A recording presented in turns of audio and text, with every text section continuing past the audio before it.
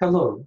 Today we're going to talk about how we can make the most of emotional experience. I don't know about you, but for me, when I experience negative emotional states, these can be some of the most trying times that I have ever gone through. Sometimes I will react, say things I wish I hadn't, say out of anger, and may not manage my emotions very effectively. One of the things we will be exploring today is the idea of emotional intelligence. And we will find that researchers who have studied emotional intelligence do believe that there are ways that we can learn how to improve this area of our functioning. We all probably know people whom we would say are high in emotional intelligence. You might be such a person. These are individuals who do a good job of regulating their own emotions and also responding effectively to the emotions of other people. You may already be familiar with the term emotion focused coping, which is discussed in our reading material on this subject. As you may already be aware, when we engage in emotion focused coping, we are able to focus on and constructively deal with the emotions that we're experiencing in the context of some sort of stressor that is occurring in our lives. One of the individuals who has researched this area is Annette Stanton, Stanton, and she developed a model to understand emotion focused coping in which she identified two processes. One is what she calls emotional processing, and the other emotional expression. Emotional processing involves our attempts to understand our emotions, and emotional expression involves free and intentional displays of emotion. Stanton also describes how sometimes we may engage in emotional approach where we become actively involved in trying to deal with some situation in our lives and our emotions associated with it. And other times we may engage in emotional avoidance where we try to avoid dealing with the situation that may be concerning us. So in her work, she has found various benefits of engaging in emotion-focused coping.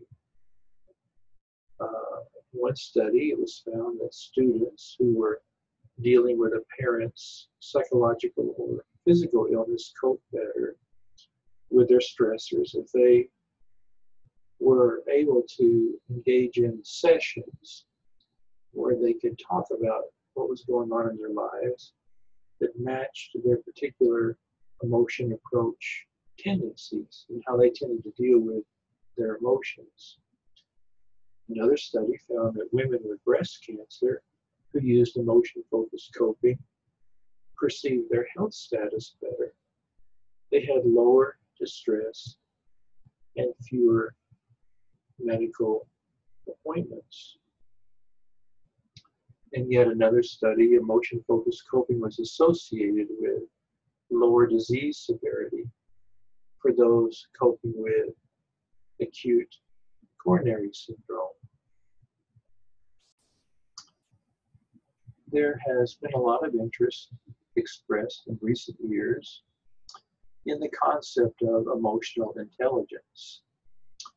Various people have developed models to understand emotional intelligence and have researched those models.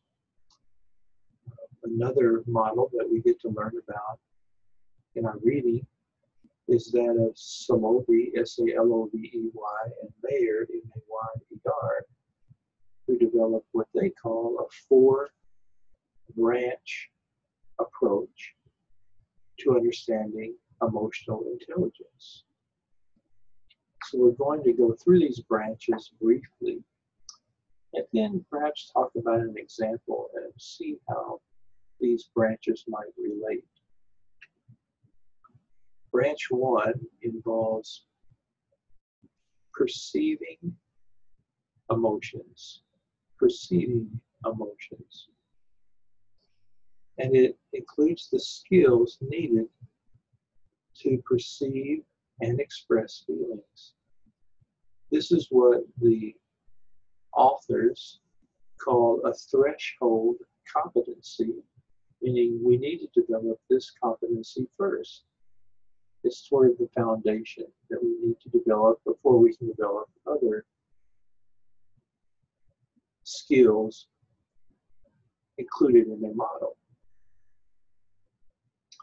Branch 2 involves using emotions to facilitate thought. Branch 3 involves using emotions in such a way that we better understand them. They call this branch 3, understanding emotions. And branch 4 involves our ability to better manage emotion. So we were talking earlier about anger,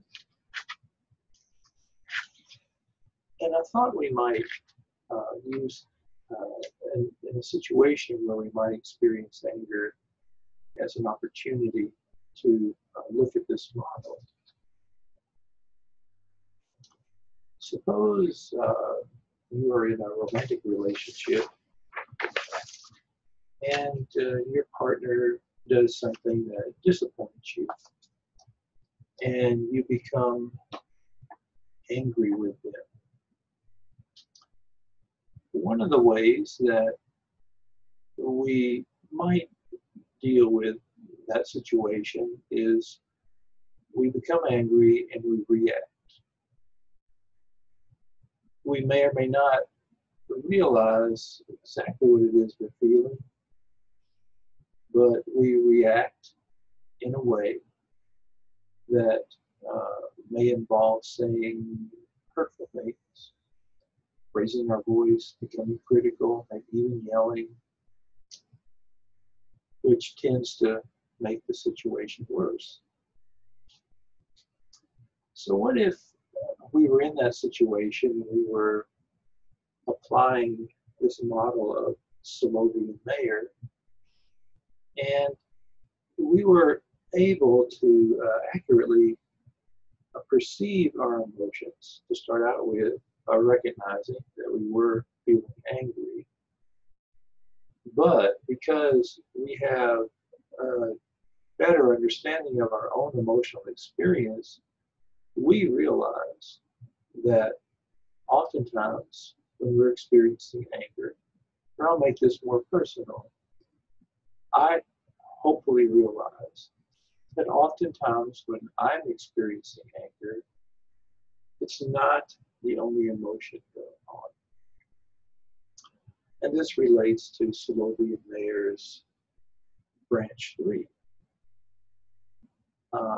Many times when I experience anger, I feel hurt about some way in which someone has disappointed me or let me down. Sometimes when I experience and express anger, it's a way in which I'm trying to control a situation. It doesn't work out too well, but I'm aware that sometimes that happens. Sometimes when I'm feeling angry, I'm also afraid about something. So these are just some things I've come to realize about myself and the complexity of my own emotions. And I would ask you to think about the same for yourself in using an example of anger or any other example you might like to consider. What we're trying to do here is see how it relates to Soloviev and Mayer's model. So I start out, branch one, I'm recognizing that I'm feeling angry. Branch three, because of how I understand my emotions, I know that there are other emotions that I may be experiencing along with the anger, and what some of those emotions might be based on my experience and understanding of myself. And then branch two involves using emotions to facilitate thought. How can we use what we're feeling to help us get into a constructive thinking process that can help us deal with the situation better? Well, again, talking about this from my own personal experience, because I would not presume that other people experience anger in the same way. I have learned that when I am experiencing anger, more times than not, it's helpful if I don't say or do anything right away. So, in other words, the experiencing of anger helps me to reflect, to step back and reflect on what's going on and my thinking process, to where I can get to a place where I might be able to think about the situation in a more realistic way, and also think about what I'm going to do or say, and what end result I'm hoping from that. So if we just react out of anger, we really aren't able to do that kind of processing. We're just sort of reacting and not thinking in a way about it that would help us to respond. When I'm feeling angry, I realize that sometimes I jump to conclusions that are not always right. I make assumptions that are incorrect. So my thinking process could help me to check what I'm thinking. Am I assuming something? Am I jumping to conclusions? And how this might be intensifying what I'm feeling, if that is what's going on. So these are just a couple of examples with regard to anger about how using the emotion that I'm experiencing might help to facilitate thought. Branch four involves managing emotions, and of course, through the processes that I've gotten to already, I'm beginning to do that in this hypothetical situation involving feeling angry towards a partner. I'm working on calming myself down. I'm working on thinking about the situation realistically. I'm working on thinking about consequences, about what that might result from what I might say or do, so that I can hopefully deal with the situation constructively in a way that can be helpful to me, to our relationship, and to my partner, instead of just reacting in a way that can be hurtful and really destructive and not accomplish anything. So with this example, we can think about Soloviev and Mayer's four branches and how we might be able to apply them in a real life situation. In their research, Soloviev and Mayer have found that people who are high in emotional intelligence tend to report positive relationships with other people, more supportive relationships within their family, and they are less likely to report negative interactions with close friends. So emotional intelligence is a highly desirable skill set for us to develop. And hopefully you are one of those people who is already high in emotional intelligence, but if not, Salobi and Mayer have some suggestions about ways in which we can go about improving this area in our lives. Back in the 1970s, a now well-known psychologist named Laura Cartensen, Cartensen,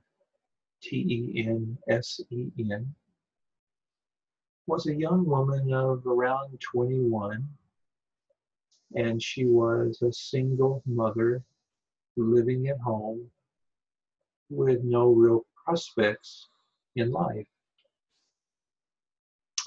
She and her friends piled into an old Volkswagen van and went to hear a rock band.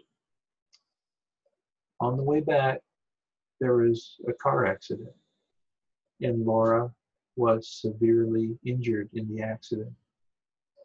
She ended up spending many weeks in the hospital recovering. And during this time, it gave her the opportunity to really reflect on her life, on her child, on her poor choices that she had made, and on possibilities for her future. Her father took advantage of this opportunity to enroll his daughter in a general psychology class at a local community college. And the teacher agreed that the father could video the lectures, not video, audio tape the lectures, and bring them to the hospital for Laura to listen to. She could read the book there. She could complete her assignments, and the father turned them in to the teacher, and she could take her test at the hospital. Well, she loved this course, and it took her in an entirely new direction in her life. She decided it was time to grow up, become more mature and responsible. So she pursued a college education. She realized she needed to do a better job as a mother to her infant child. And one thing led to another. To her now, she is an internationally renowned expert in her field of psychology. But one of the things she came to realize while in the hospital following that accident is that life is short. She became much more aware of her own mortality, but at a young age. As you're probably already aware, a lot of young people don't give a whole bunch of thought to their mortality. In fact, they may view themselves as being invincible and may engage in more risky behaviors because of that. But for Laura, at this young age, she did think a lot about her mortality, that she could have died. What would have come of her daughter if that had happened? And her increased awareness of her mortality changed her outlook on life in a way that improved her emotional functioning, where she focused more on the really important things in life and didn't let the less significant things get to her or affect her as much. And this led to the development of her theory called socio-emotional selectivity theory. It's an interesting name for a theory. she's researched and tested her theory. And what she's found is that as we grow older, our emotional experiences tend to change really for the better. She found that older adults tend to have more positive emotional experiences overall than do younger adults. They tend to focus on positive memories more than negative memories. And they tend to be more here and now oriented rather than either dwelling on the past or being as future oriented as younger adults might be. So overall, she found that as we grow older, there is a positive change that occurs in our emotional experiences overall.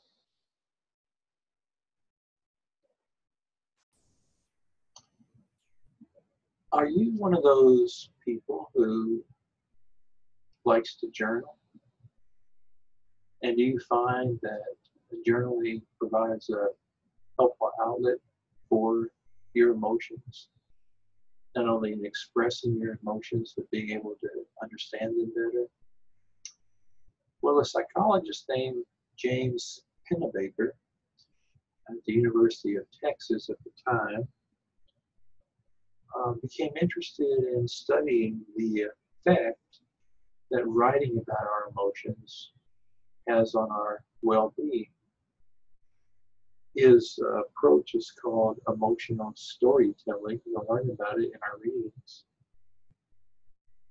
And he did this study where he divided his participants into two groups, where one of the groups wrote about something traumatic that had happened in their lives and expressed their emotions associated with that experience, while the other group wrote about something that was more emotionally neutral.